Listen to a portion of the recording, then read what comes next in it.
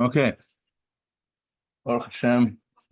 Okay. Sorry, it's been a crazy day, very busy, and I'm sorry I'm so late, but hopefully it will not take away from the quality of the class. We have quite a bit to learn. This is you're not supposed to have a favorite parsha, so I can't say I do, but this is a beautiful parsha. Literally, Kedoshim is a parsha about the essence of Judaism, the essence of holiness, the reason why we do what we do. So it's a fundamental parsha, and it's really an honor to be able to give it over to you right now as we end the very last moments of Rosh Chodesh Iyar and start the new month. And it's like I said, there's a lot to learn from the parsha. So let's. There really is no really good summary for it, besides that the Torah tells us that these are the commands that make us Kedoshim Tiyu. These are lessons on how to be holy.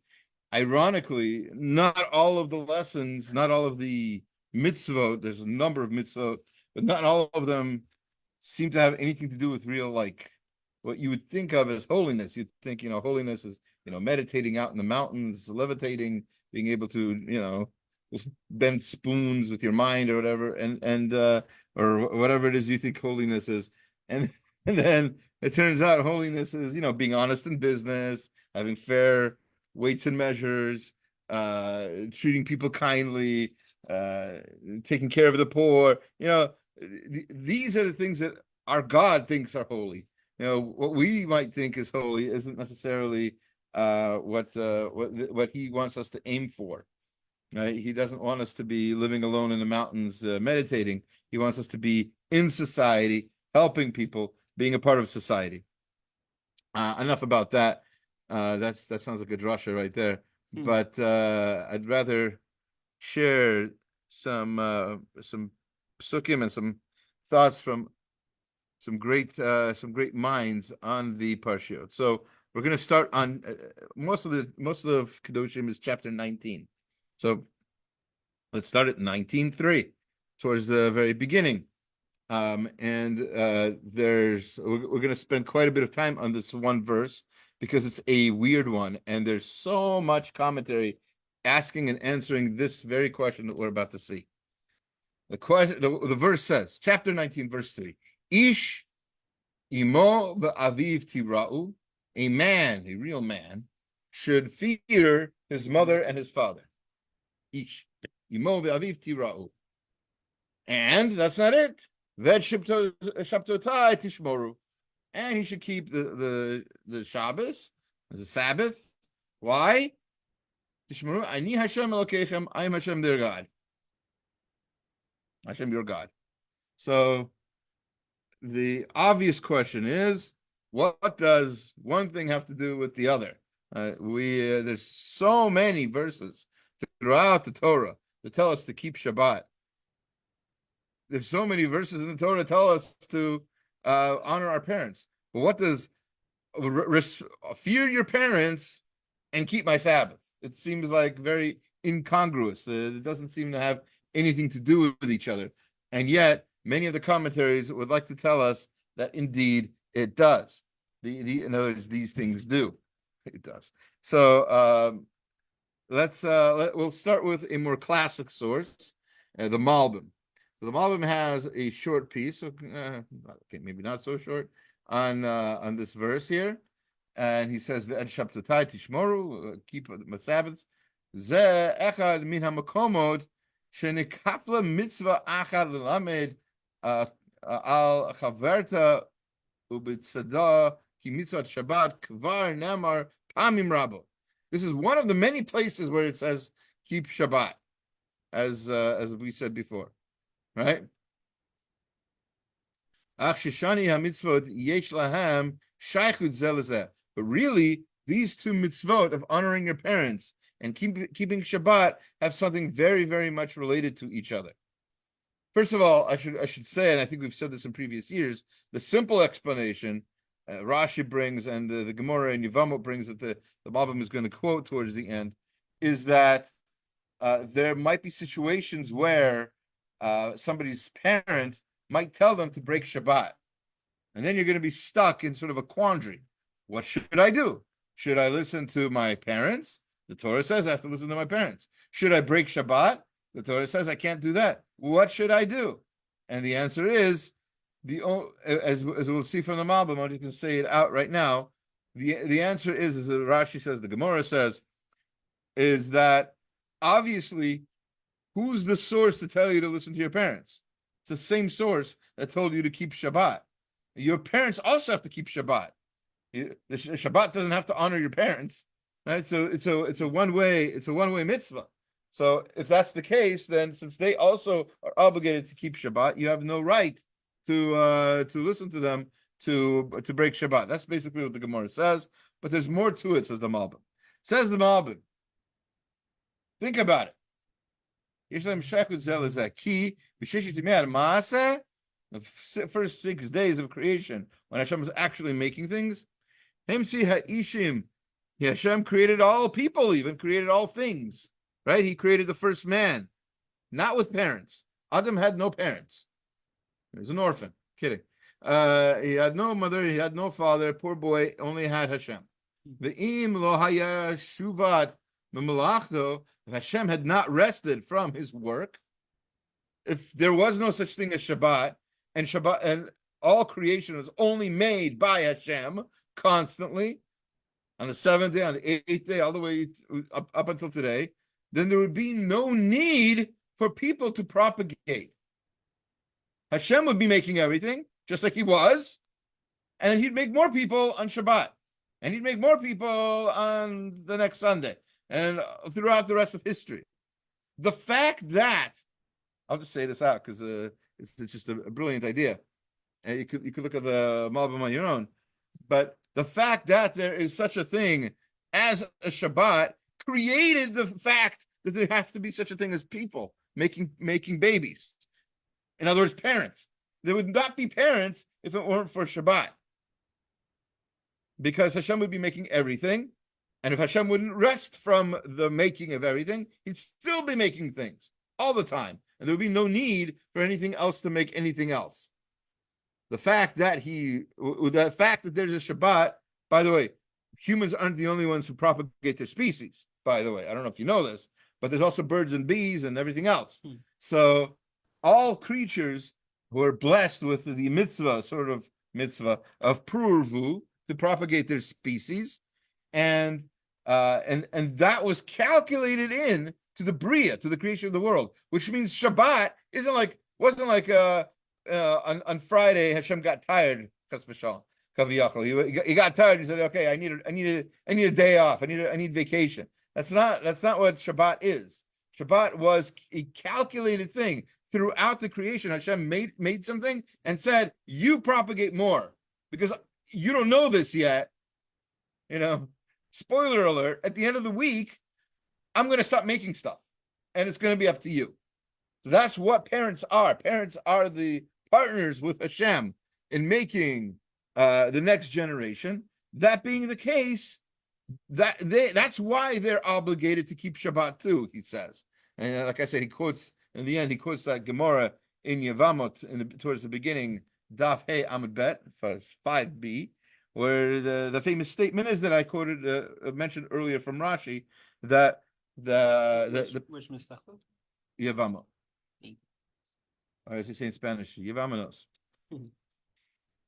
Kidding, they don't actually say that in Spanish. Don't send me any hate mail, all right? So the Mass Mises. Or Alex. Anyway, whatever you decide to ask. The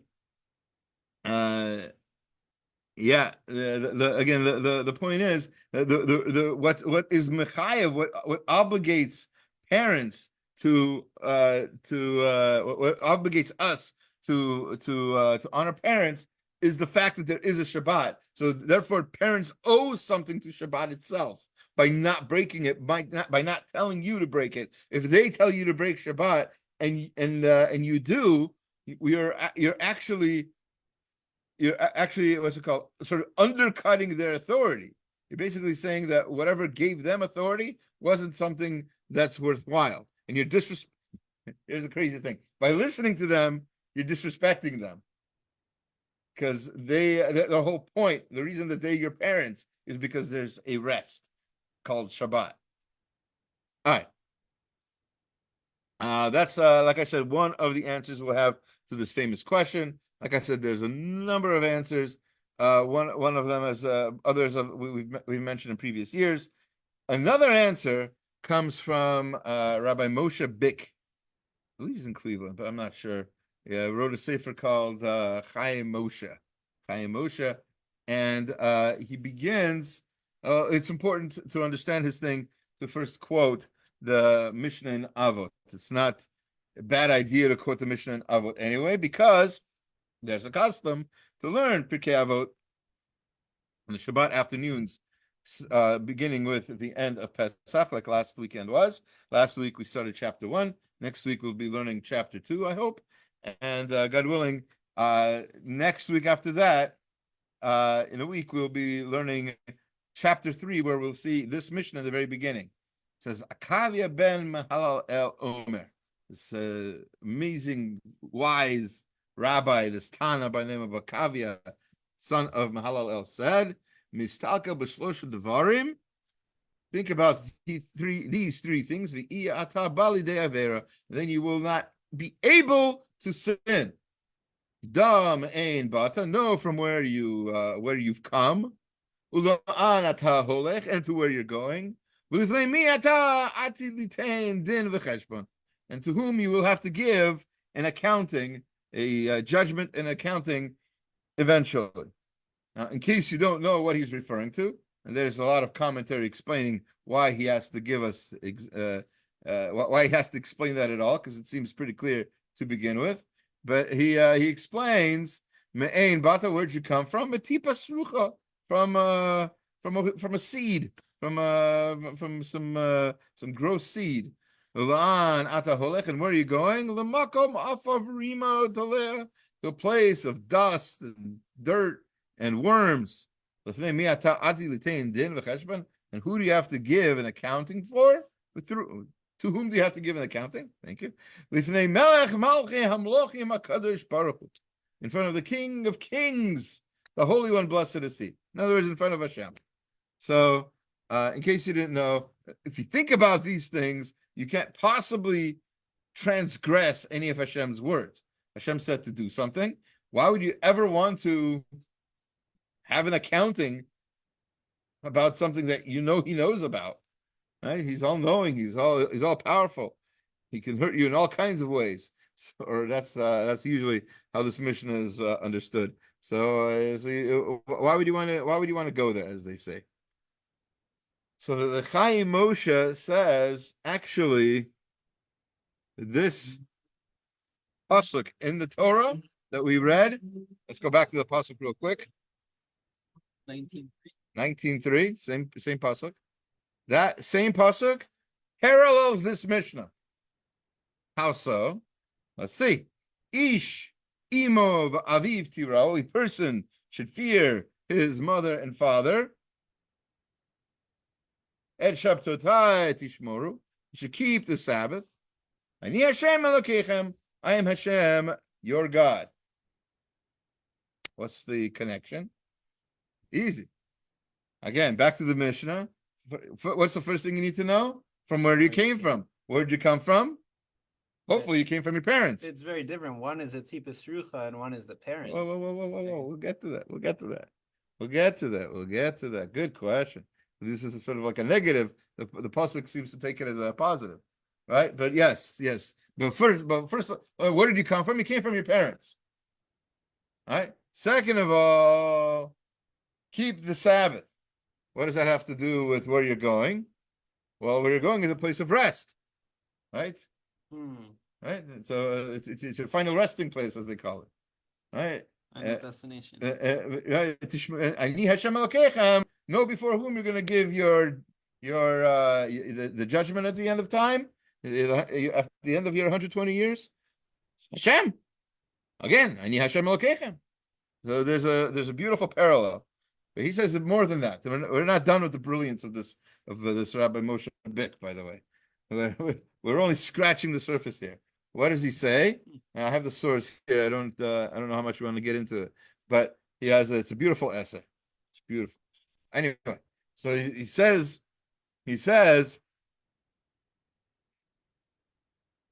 this is why, part of the reason why the Mishnah doesn't give you the answer at first. It tells you to think about it.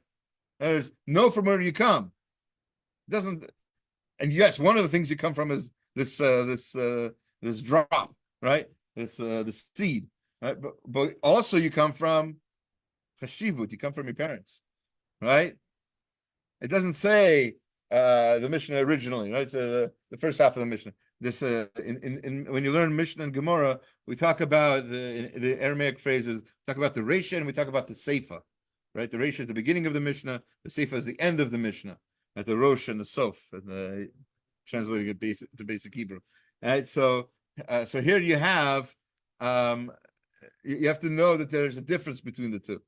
Always an interesting study, especially when it comes to Pirkei Avot, to think about how the beginning is different than the end. So the beginning is just kind of like almost, what would you call it? It's almost like rhetorical, like a rhetorical question. Know where you come from. Know where you're going. Know before you're going to give a judgment. So maybe you don't know. then you need the second half. But if you do know, and then so it's it makes you think a little bit. There's more things that you come from. You don't just come from a seed. You also come from your parents. You have a certain greatness. Where are you going? Besides the dirt and everything else, you're going to good things, the reward, right? Hopefully, there could be a positive to it. And before whom are you going to give judgment? So it doesn't have to be a scary thing. A melech malchi amlakim, the king of kings. That's kind of like to scare you. That, like I said before, H-Shem is all powerful, can do all kinds of damage to you if he wants to. But no, but he's also H-Shem kel chalon v'rachum. He's full of rachamim, of mercy. He doesn't want to hurt us. He doesn't want to punish us. He's our biggest advocate. He's throwing away pages and pages of our biography that he doesn't want to read. Right? He's trying to see the best in us. And he knows why we do what we do. He knows our upbringing. He knows our background. He knows what kind of challenges we've had. And he might have put those challenges. He knew what we were going to do. And he's almost as guilty as we are when we make an Avera. And there's all kinds of things to say. But I'm curious if the lashon it uses in the pasuk is the Hashem's name of Rachmim or of Din. So if it's Rachmim, Ani Hashem, so that's Rachamim. Elokeichem. Oh, it's both. Both, yeah. Oh, and that fits with the thinking about both things. Both ways. Good. It's a good one. Good chop. I don't think he says that. That's good. We should contact him, let him know. And next edition of the book, you can. We'll make a short trip to Cleveland. Kedoshim Pinchas. You should write a book. Call it Ramach Shel Pinchas. I like it.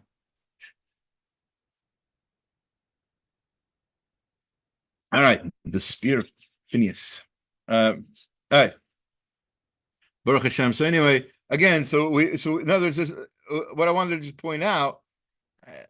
I don't know how much we should go into it right now, but really the point of this, what he says, is all of this is supposed to humble us, right? We're supposed to realize, especially those of us who are on the right path. Right? We see people who might not be. Right? It's very tempting for us to say, "Oh, we're so great, we're so wonderful." Wait, hold on. You're from a drop. You're from seed.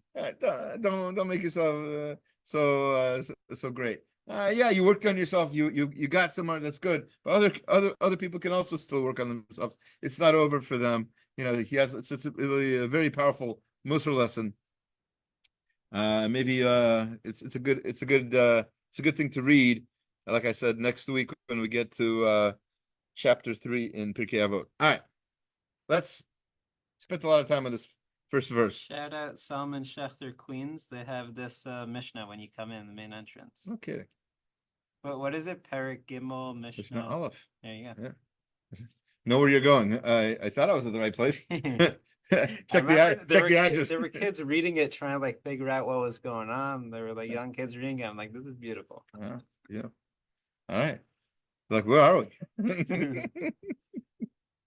Okay. Vayikra Yud Tet Pasuk Yud Chet. So 1918. 1918. All right.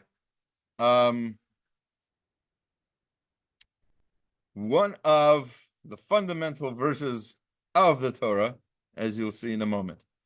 Lo tikum velo titor. Don't take revenge. Don't bear a grudge. We knew all that from the Ten Commandments. Et b'nei amecha from the people of your nation. And then these next 5 words: V'ahavta l'reacha kamocha ani Hashem. And love your fellow Jew as you love yourself. I am Hashem. Okay, famous verse, probably made famous mostly by Rabbi Akiva and by Hillel.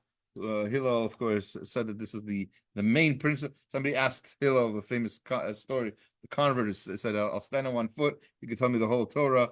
While I stand on one foot, I'll convert to Judaism." And Hillel tells him, "V'ahavta l'reacha kamocha." Zeklal, Bator, that's whatever I'm just paraphrasing here. It says the main thing is this phrase: love your fellow Jew as yourself, and the rest is commentary. Okay, and of course, that's not going to satisfy most of us Jews. We're going to say, "What are you talking about? How could that be the entire Torah? How could the rest of it be commentary? What does this have to do with anything else?" So there's commentary on that too, of course. Let's look at Rashi. So Rashi says V'ahavta l'reacha kamocha, and he says, like I said, I'm a Rabbi Akiva, Zeh klal gadol b'Torah. He quotes the Sifra and also the Talmud Yerushalmi Nedarim, so that this is the main principle of the Torah. A little bit ironic because it's in the middle of, more or less, the middle of Vayikra, right? And Vayikra is very often not for us, obviously. For us, any one of the 5 Chumashim is as important as the other. Bereshit is not any more or less holy than Bamidbar. But it doesn't have the fun stories. Yes, the Bereshit definitely has a lot more stories, no question. But Bamidbar also has some nice stories. Anyway, whatever. Bilam, you want to hear about Bilam? Pinchas. What? Pinchas? All right. So. Yeah, so Korach. So there's some stories, but to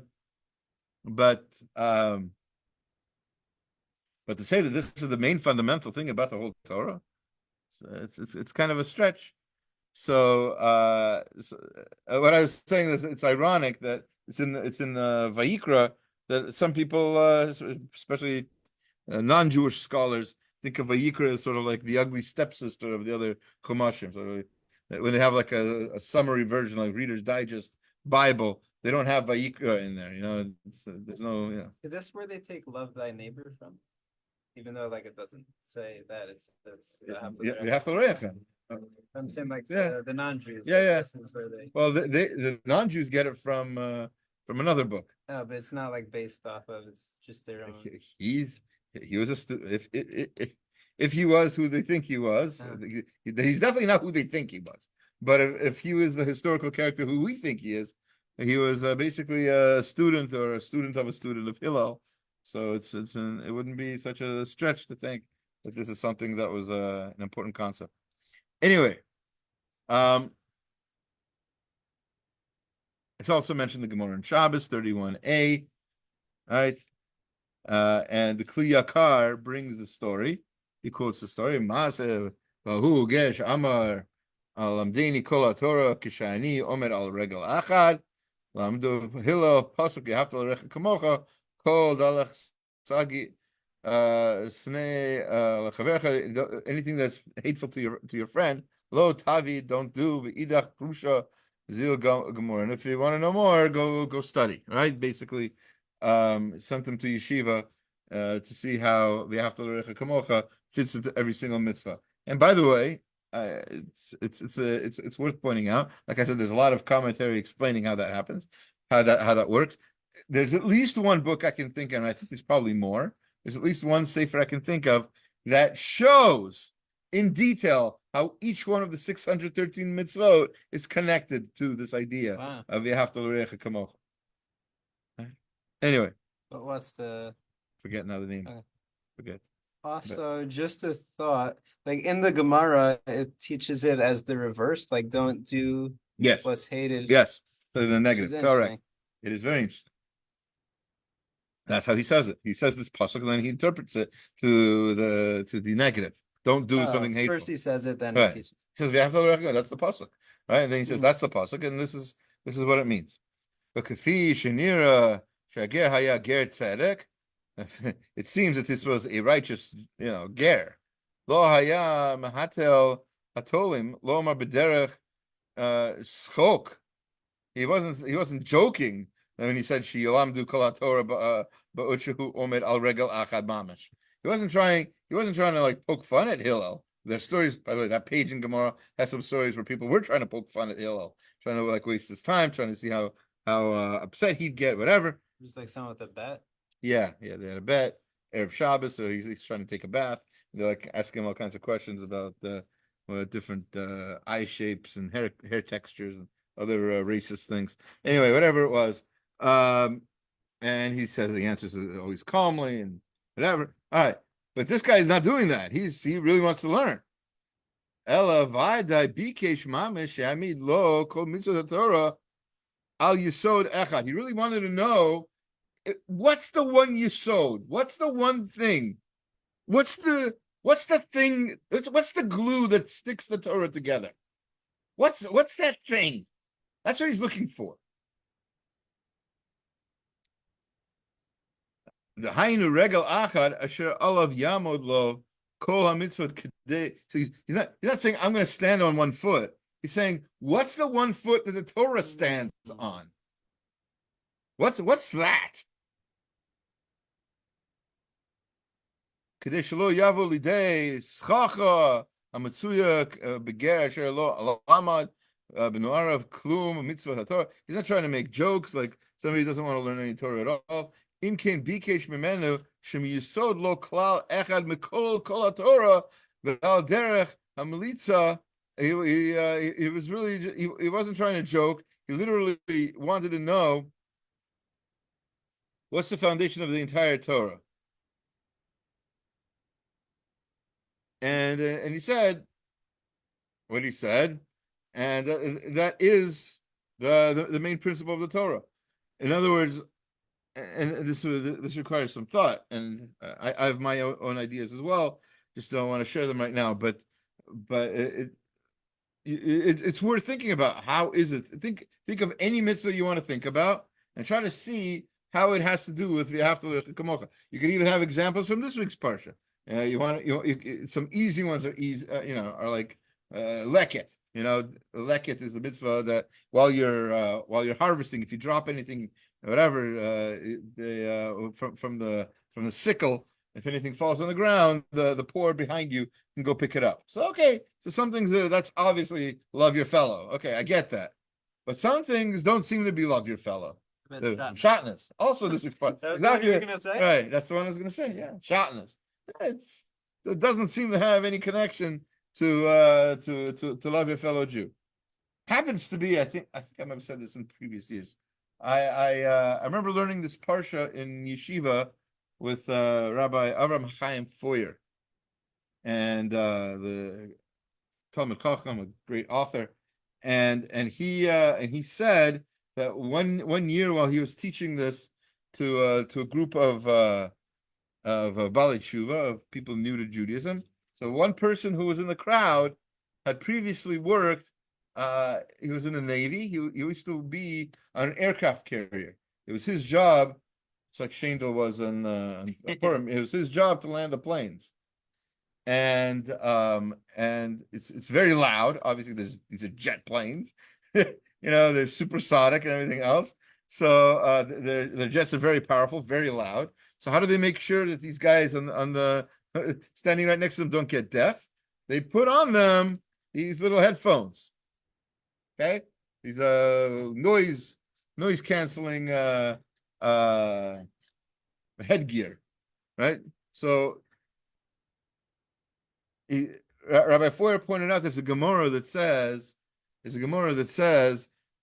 a Gemara actually, unless it's a Yerushalmi. I don't think it's in Bavli. I don't remember where he quoted this from. He says that there's an idea that somebody who's wearing shatnez, his prayers cannot be heard. His prayers cannot be heard in Shemayim. It's a scary thought, but this person told him that makes sense because that noise canceling headgear that he wore in the Navy had it was very thin. It had to fit on his head. Can't be weighing him down. He has to be able to move around. So what's this thin material that's breaking all that's noise canceling? Shatnez. Shatnez is wool and linen.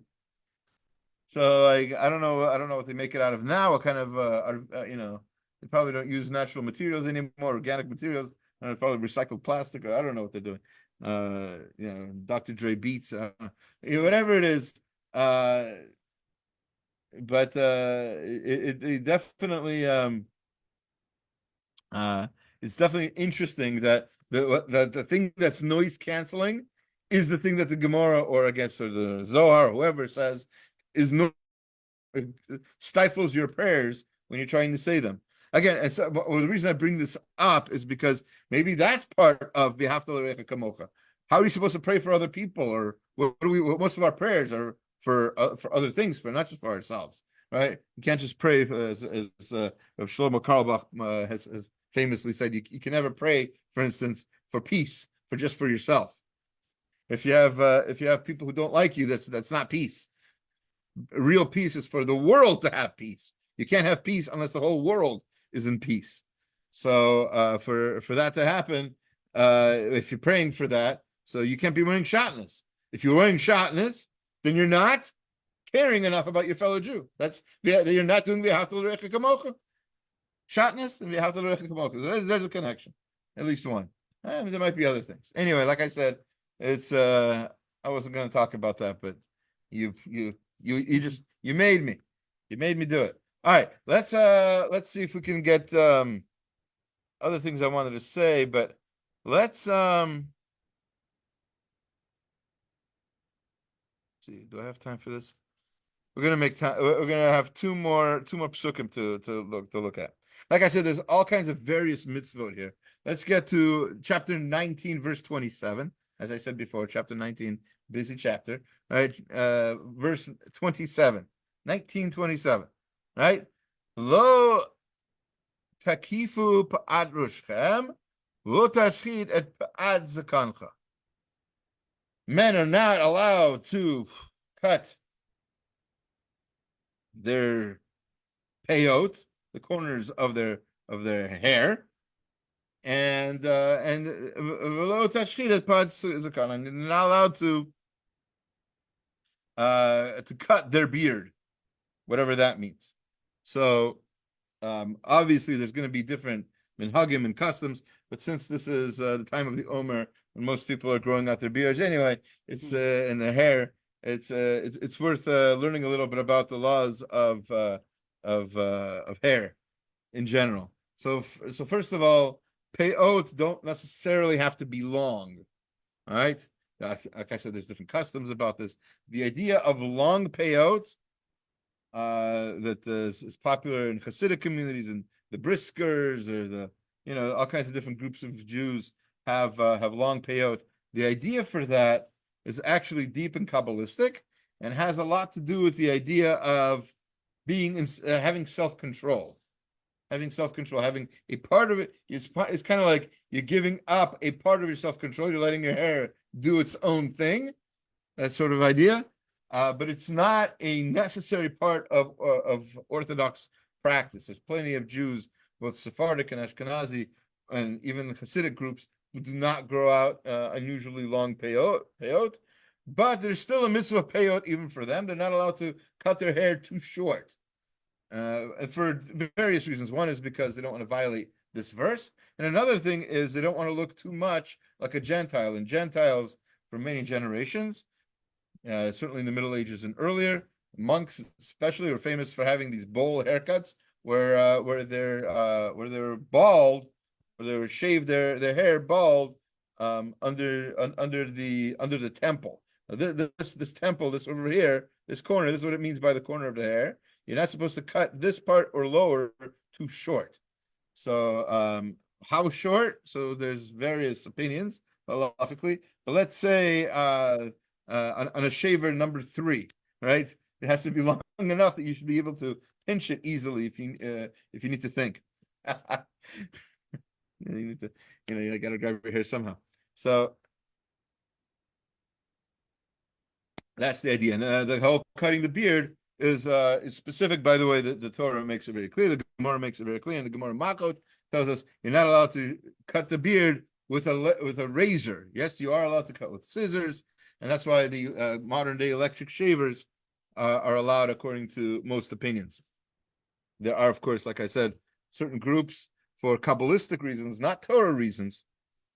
Shouldn't say not Torah reasons, not reasons of this pasuk, that do not cut their beards at all, or grow out their beards, or etc., or don't shape their beards, however they interpret that part of the Zohar.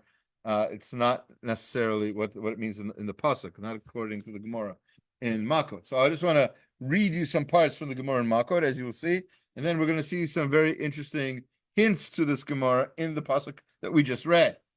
The Gemara in Makot Chaf Amud Bet, so 20b, tells us that there's a punishment for rounding out your cutting your payot, makot, right? You get lashes. It's not pleasant, and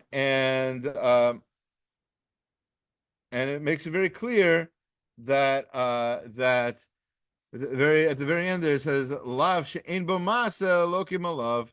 In the case of prohibition, so Rabbi Yehuda says that even if you're not involved, there's still going to be lashes involved. In other words, if you don't cut your own hair, you ask somebody else to do it, and that person does it, they get lashes and you get lashes. How do you? So that's what it says in the Gemara.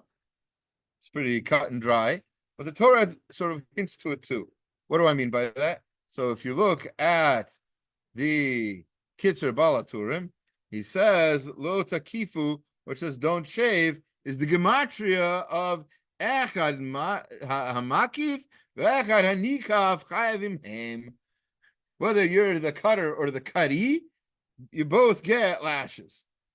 So that's a hint to this Gemara we just saw in our verse. So again, as often the Balaturim likes to do, he's pointing out that the oral Torah isn't just some wise rabbis' ideas. These come from these all have a source, and they're hinted to in the actual Torah, and they were taught to Moshe Rabbeinu, as we learned in the first Mishnah in Pirkei Avot. Again, snuck that in there. The other he's not done there. He points out also there's a Gemara page later on Makot 21a that the Mishnah makes it very clear. Eino chayev ad shritlu bata'ar. So somebody is not chayev in cutting his beard unless he's cutting it with a razor, with a knife. So and that's what the Mishnah says. There's more there about it, right?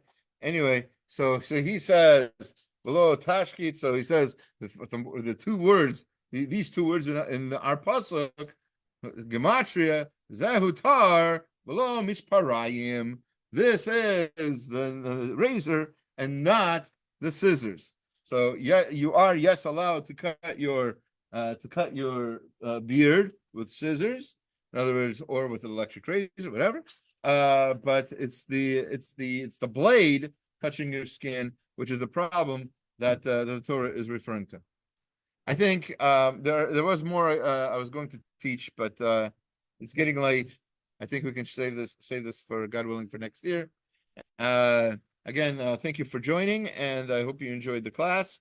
And I hope you learned something. And again, I just want to emphasize, above all else, if you just take one lesson from this entire parsha of Kedoshim Tiyu, how to be holy, ve'ahavta l'reacha kamocha. That's the ikar. And everything else comes from that. If you love people, if you like taking care of people, if you think what's good for people is Torah and emet and truth, then you're going to be on the right track. And I thank you for listening, and have a good rest of your week, and hope to see you again next week. Take care.